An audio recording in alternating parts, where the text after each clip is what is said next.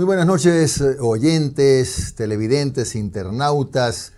¿Cómo están todos ustedes? Bienvenidos a Un Café con JJ en Ecuador TV. Esta noche vamos a entrevistar al abogado Carlos Luis Sánchez Gaete. Hablaremos del paro y el incidente de anoche, el grave incidente de anoche en Guayaquil, y sobre los cambios en la Constitución. El abogado Sánchez es magíster en Derecho Penal y Constitucional, director de litigios y docente en Derecho Penal de la UIDE. Le damos la bienvenida, abogado. Gracias por estar con nosotros, Carlos Luis. Comencemos por lo más reciente y lo más preocupante, a lo que le agrego dos cosas más. No solo tuvimos anoche la explosión de un carro bomba en una zona de mucha circulación, muy cercana a propiedades de la familia del presidente, sino también que se reportó en la mañana un artefacto explosivo en el puente Churuta en la vía Naranjal y también otro en la vía Cuenca Machala. Entonces ya es una especie de sucesión. ¿Qué lectura tiene, Carlos Luis, usted? Bueno, esto tiene, creo yo, varias lecturas posibles, ¿no? Lo primero, y algo que se le escapa a muchos, es que ni bien esto ocurre, inmediatamente hay un discurso en redes sociales. Estos conductores de opinión de oposición sientan o siembran una idea de que esto se produce por la incapacidad del gobierno, primero. Segundo, que probablemente se trate de un autoatentado. Lo que es una payasada, en mi opinión. Es una cosa, pues, cuestión impresentable. Y lo otro, que acusan de querer involucrar injustamente al reclamo del sector indígena con esto de la... Eso desde la perspectiva política, pero desde la perspectiva puramente jurídica, penal, de lo que ha ocurrido, evidentemente se trata de actos terroristas. Evidentemente. Así que aquí no hay ninguna discusión al respecto. Son actos muy graves. La intención fue causar mucho daño. Y evidentemente, pues, el gobierno tiene que reaccionar y pronto para evitar que esto siga ocurriendo. Porque aparentemente no eran hechos aislados. De lo poco que se sabe, este vehículo que ha explotado afuera del Mall del Sol, en un área que coincide en ser propiedad tanto el centro comercial como el edificio Pronovis, y como el hotel, sí, de la familia del presidente. Entonces, no es una coincidencia. En política no existen coincidencias, y esto es un acto que, pienso yo, tiene relación con la política y la dinámica de la política que está organizada con la delincuencia. Una suerte de aviso, si le queremos poner un nombre, ¿no? Bueno, advertencia. La intención era causar daño, y de hecho una persona murió. Hay varias personas heridas. La propiedad privada ha sido afectada y la intención era mayor. O sea, había otro vehículo con una carga similar a la que sí explotó. Si duplicamos el perjuicio causado, pues probablemente hubieran más muertes, y demás. Ahora, la Fiscalía tiene en sus manos un hecho criminal que debe ser investigado. Ha hecho público que ya inició una investigación previa, que es la fase preprocesal del proceso penal, en la que se recaban indicios para lograr la determinación de los presuntos responsables. Yo creo que esto no va a ser tan complicado. Y ya se sabe, si ya se sabe que el recorrido del vehículo proviene de un lugar, pues hay una identificación humana de alguien que la cooperativa San Francisco frente a la penitenciaría. Y ahí hay varias cosas importantes. Desde la perspectiva del delito como tal, si el atentado terrorista produce la muerte de una o más personas, la condena que le corresponde al responsable de este delito es de 30 años. Y si se logra determinar que este delito se cometió de alguna manera organizado o planificado desde la penitenciaría o desde la cárcel, desde dentro de la cárcel, este delito es agravado con 1/3. Es decir, estamos hablando de un delito muy grave, obviamente, y que la Fiscalía, pues, ojalá pronto dé con los responsables. Ahora, abogado, mi interpretación. Esto que ocurrió ayer concretamente en Guayaquil, más bien ratifica que hay intereses de terceros, ¿no? Que hay capitales turbios atrás financiando el paro. Porque yo me resisto a creer que muchos comuneros que seguramente tienen legítimas aspiraciones hayan podido organizar esto. Ni siquiera creo de la CONAIE, le digo con toda honestidad. Sí creo que está atrás estos intereses turbios, sucios, posiblemente minería ilegal, posiblemente narcotráfico, contrabando de combustible. Para mí esto es una ratificación. No sé qué opina usted. Opino lo mismo, opino lo mismo. Lamentablemente la dinámica del reclamo social que tiene un antecedente legítimo, que creo que no es el que existe en este momento. Mira que el reclamo de la CONAIE y de los líderes de la CONAIE se ha visto fraccionado. Hemos visto evidencias de que ellos mismos no están de acuerdo con lo que está pasando. Hemos visto evidencias innumerosas de que pues con violencia en las localidades donde existe el paro, cierran a fuerza los locales y coercionan a su gente. Y entonces estamos hablando de terrorismo, una manifestación de terrorismo que sí la comete la CONAIE, y otras manifestaciones de terrorismo que ocurren paralelamente ahora pues en Guayaquil, que pues no hay cómo, al menos por el momento, relacionar a la CONAIE, pero que creo que se están aprovechando. Exactamente. Se están aprovechando de las circunstancias porque tienen un objetivo común, y eso sí es indiscutible: caotizar el ejercicio del gobierno del Estado de Cuba. Es que esos terceros abogados que están atrás y que ven que no puede salir de Imbabura y cada vez menos ahora de Otavalo la medida, seguramente piensan, bueno, por este lado no está, vamos a buscar otros frentes, ¿no? Y están encontrando un frente que por supuesto se puede hacer con plata, eso cuesta mucha plata. Obviamente, y ningún reclamo, ni el de la CONAIE, ni el de obviamente de los delincuentes que ejecutan actos terroristas, tienen legitimidad. Porque ¿qué es lo que públicamente ha reclamado o exige la CONAIE o el movimiento indígena, el paro indígena? Exigen la revocatoria de un decreto ejecutivo que bien se puede lograr a través de una demanda ante la justicia ordinaria. Claro.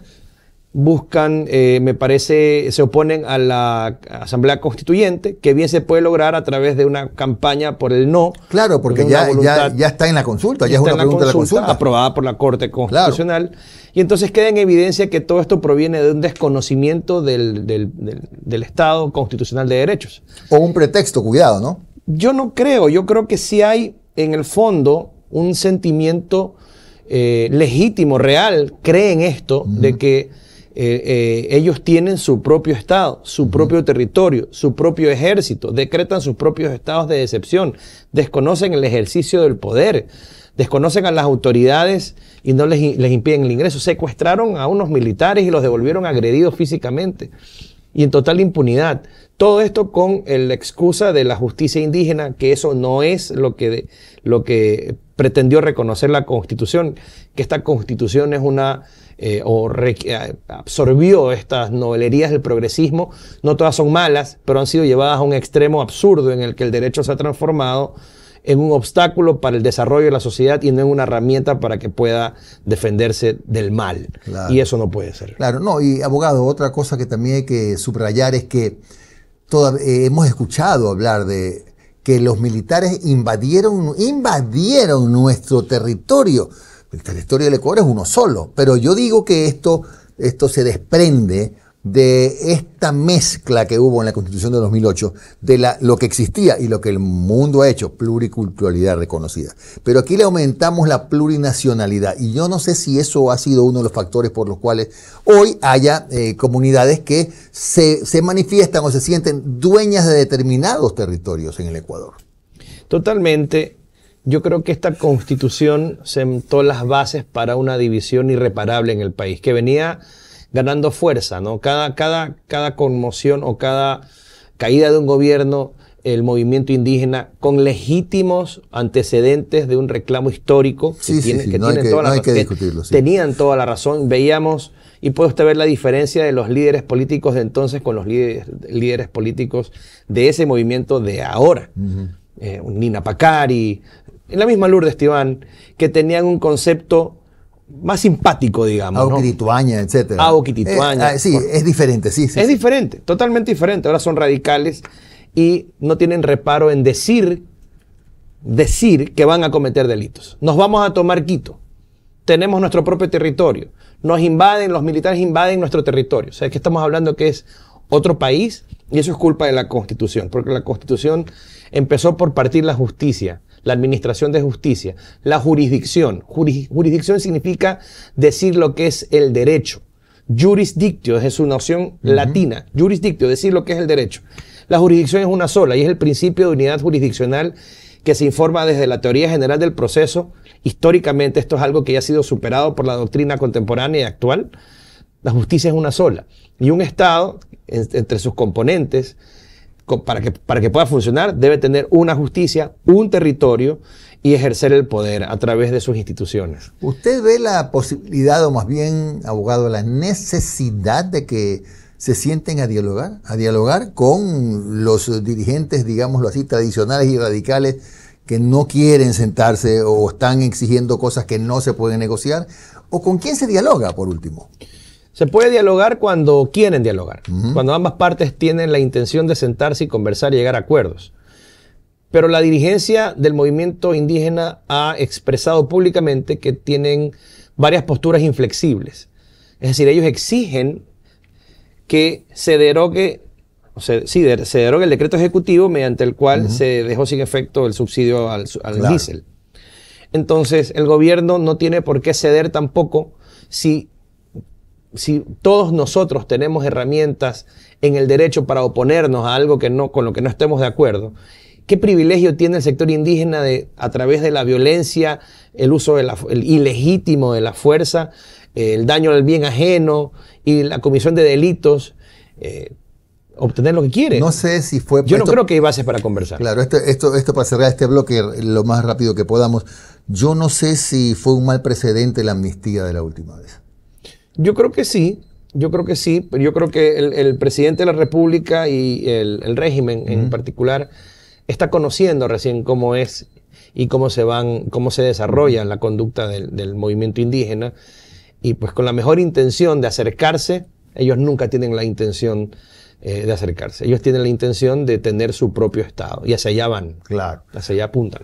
Bueno, vamos entonces a la pausa con nuestro invitado, el abogado Carlos Luis Sánchez Gaete, y regresamos para hablar ya de la Constitución y a ver si podemos desenmarañar ese enredo, porque hay muchos juristas y muchos políticos que dicen que esta Carta Magna en alguna medida protege a los delincuentes. Pero vamos a ver si es cierto y cuáles son los artículos o en qué parte supuestamente los protege y por qué hay que cambiarla. Ya regresamos.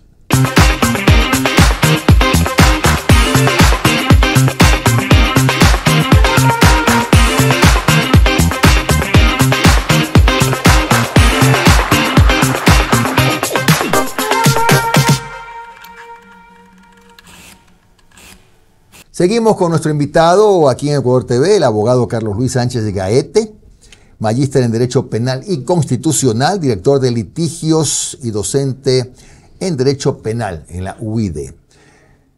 Carlos Luis Sánchez, con su conocimiento de materia penal y constitucional, ¿debe el país ensayar una nueva constitución? ¿Y por qué? Yo creo que sí, porque veamos... En primer lugar, esta Constitución del año 2008 fue una Constitución creada para un sistema. Es decir, esta Constitución era la Constitución del socialismo del siglo XXI.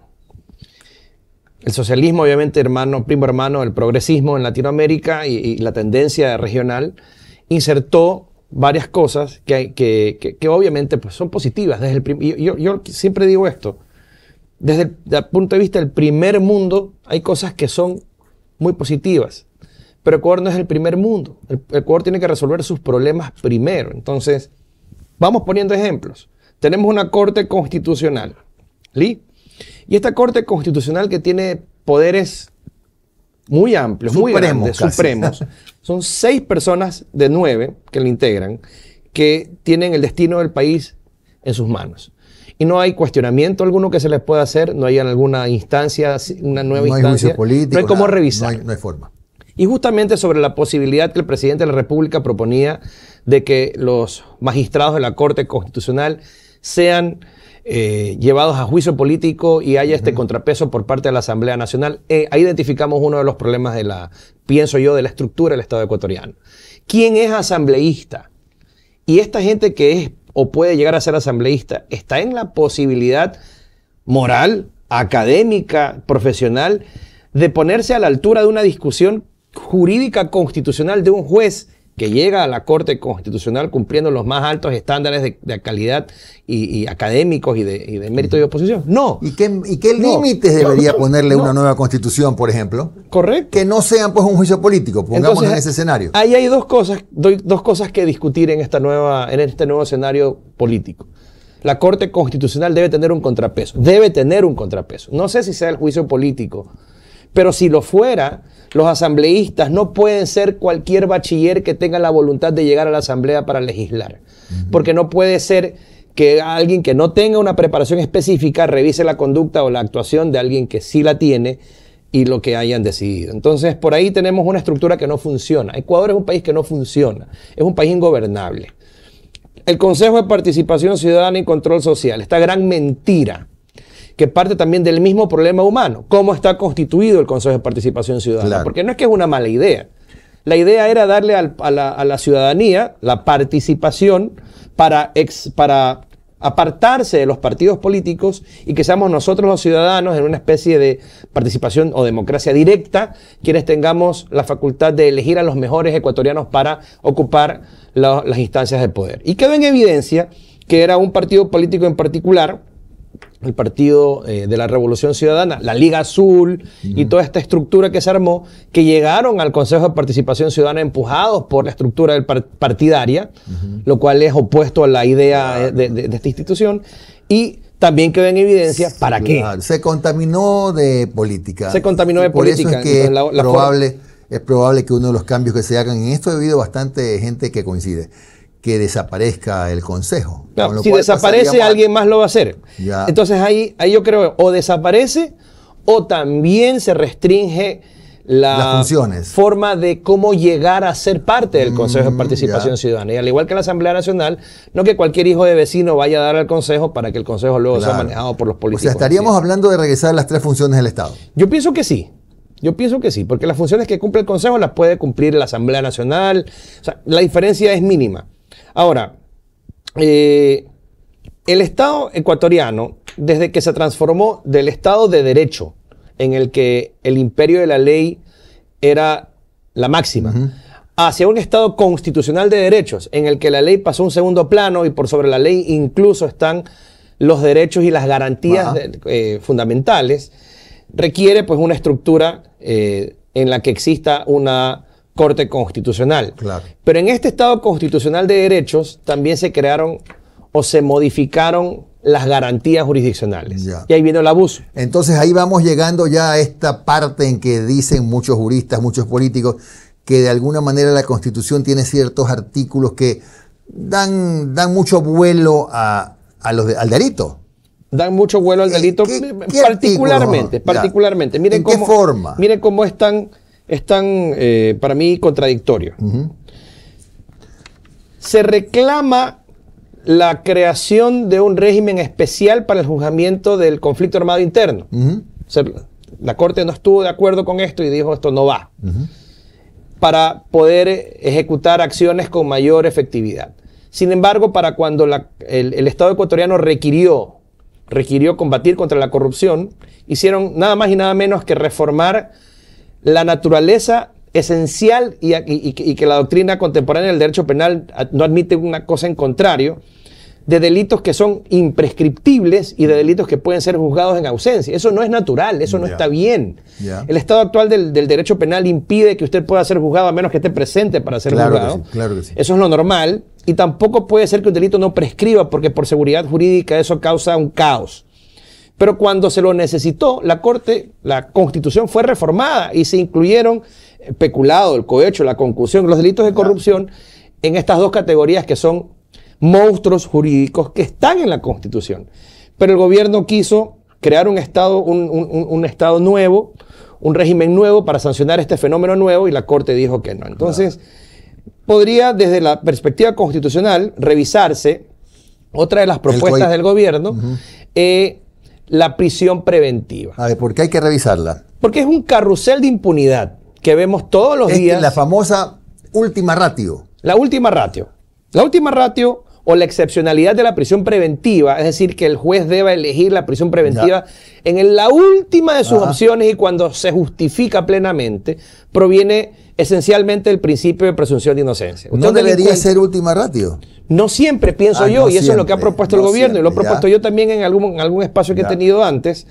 La prisión preventiva es excepcional porque se supone que usted, debe suponerse que usted es inocente hasta que se pruebe en una sentencia lo contrario. Sí. Pero cuando esta presunción de inocencia es relativa, cuando hay una cámara de video que lo graba a usted sacando un arma y disparándole a una persona en la cabeza en el semáforo de la esquina. Un delito flagrante, un delito grave y un delito al que la justicia se acerca inmediatamente y al juez le llegan casi que inmediatamente los suficientes indicios para suponer más rápido que es usted quien lo cometió y que el delito que cometió es muy grave. Cuando hay estas dos circunstancias, ¿por qué no? Claro. ¿Por qué no decirle al juez, en estos casos, por seguridad de todos los demás, sí cabe, tiene que quedarse preso? Ya, es decir, ya sería más o menos obligatoria la... Si no obligatoria, no es el término jurídico, pero si no obligatoria, por ahí va el tema. No excepcional no en excepcional. Esos casos. Porque luego viene... Es que sí se ha dado casos de que son delitos flagrantes y el juez cree, estima o encuentra que no le gustó o no le pareció completo el informe del fiscal y resulta que le aplica sustitutiva. Es que el juez está impedido de dictar prisión preventiva a menos que el fiscal se lo pida y que el fiscal lo pida motivadamente. Y el fiscal debe motivar las razones de la prisión preventiva. ¿Y por qué el juez no puede menos de 24 horas? ¿Por qué el juez no puede resolver Porque eso? Está impedido. El sistema penal nuestro funciona a través de la iniciativa del fiscal. No funciona de otra manera. Y me parece... De alguna manera correcto, de ahí si hay problemas con eso, el problema es humano y no legislativo. Lógico. Y eso es otra cosa que hay que componer. Pero entonces sí hay normas que de alguna manera favorecen este tipo de comentarios de que la ley, la Constitución da pie, mejor dicho, impulsa en algunos momentos iniciativas de jueces o fiscales. Estos mismos puristas del derecho constitucional que se rasgan las vestiduras y se atoran cuando tienen que explicar esta dinámica delictiva y cómo lo enfrenta la Corte Constitucional o la Constitución o los jueces a la luz de la Constitución y a la luz del marco de convencionalidad, convenios y tratados internacionales, no resiste más. Realmente no resiste más. El sistema penal y la ley penal también y la Constitución y los tratados internacionales también, todas son herramientas humanas creadas por los humanos para estar al servicio de la sociedad y no al revés. O sea, no puede ser que una norma sea inmutable y que porque esta norma existe, entonces, no, bueno, el señor lo mató, le pegó un tiro en la cabeza, hay un video que lo registra, pero no sé, o sea, no tengo mayor fundamento de que va a huir, entonces, presentación periódica. Sale y mientras está fugado, como es un delincuente y le importa un trasero las restricciones que no son privativas de libertad, si de hecho ni la cárcel les preocupa, mata a alguien más y viven en la impunidad y se fugan. Claro, porque entonces, por eso es que usted ve a veces, ¿no? Y yo también, abogado, que hay gente que la capturan y resulta que en su historial tiene 9 veces preso. ¿Cómo es que está en la calle?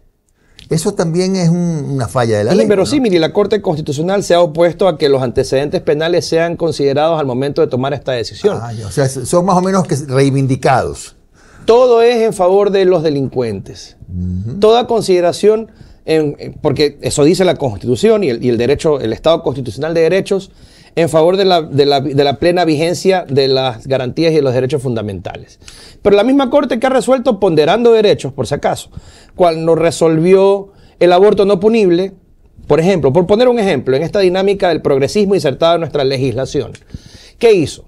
Dijo, bueno, a la pobre víctima de una violación, lo cual obviamente total empatía, sus derechos por sobre los derechos de, para mí, otra víctima que es el ser humano que ha sido concebido como consecuencia de esa violación. Entonces autorizamos a que le quiten la vida a una persona que ha sido concebida producto de esta violación. Eso sí ponderaron, pero cuando el gobierno le pide a la Corte autorización para la castración química, no.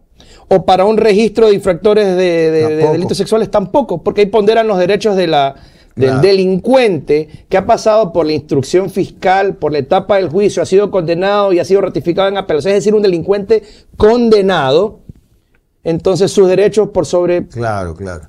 No se entiende. Bueno, siempre se quedan temas, mi estimado Carlos Luis, pero habrá otra oportunidad de seguir abonando en esta discusión tan importante. El abogado Carlos Luis Sánchez Gaete ha estado con nosotros hoy en Ecuador TV. Con ustedes, amigos televidentes, regresamos mañana a las 10 de la noche. Que tengan un buen resto de noche y un buen día mañana. Nos reencontramos.